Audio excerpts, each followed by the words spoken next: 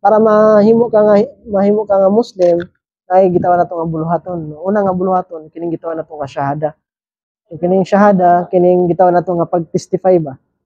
So pag-testify, pagdawat nimo karon nga takna. Titas ang atong tunga kamot, no? Sis, ana sis. Wala lang ko. Doon ako'y pulong nga pag-asultihon, sundar ako. Din pagkahuman atong hubaron sa Bisaya, no? Para masabtan nato. Okay, inshallah. Okay? Bismillah. Ashhadu an la ilaha illa Allah. Ashhadu anna Muhammadan abduhu wa rasuluhu. Ashhadu anna Isa ibni Maryam Abdullah wa rasulihi. Sulihi. Okay. Okay. Ako nagasaksi nga walay angay simbahon gawas lamang ni Allah. Ako nagasaksi nga si Muhammad propeta sugo ni Allah. Ako nagasaksi nga si Jesus anak ni Maria propeta sugo ni Allah. Ako misaksi ang paraiso matungod. Ako misaksi ang impierno matungod.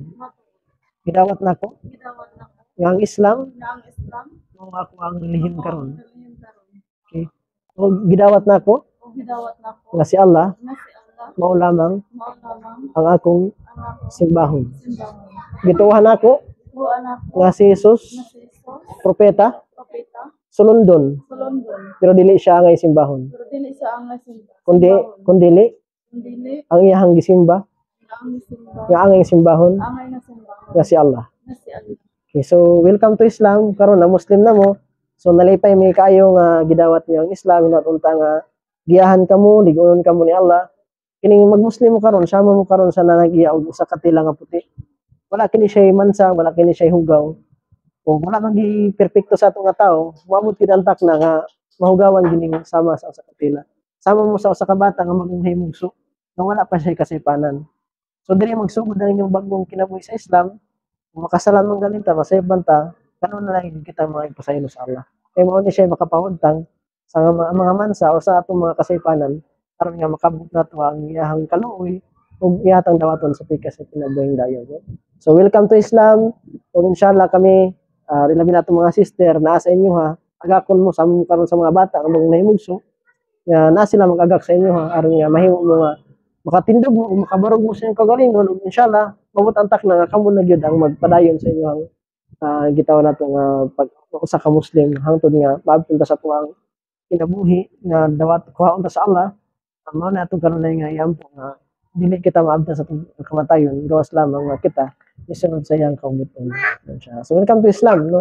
So ang pag-welcome sa inyo ha, walay pwede nga lalaki nga maka-shake hands sa inyo ha, maka-touch sa inyo ha. Mga babae rin as a sign of respect sa mga lalaki. Kamura ang inyong bana, ang inyong harang pamilya ang pwede nga makakuan sa inyo.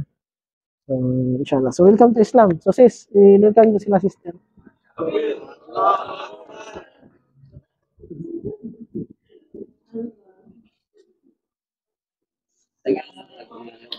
Nana ilaha, nakakuha na sila.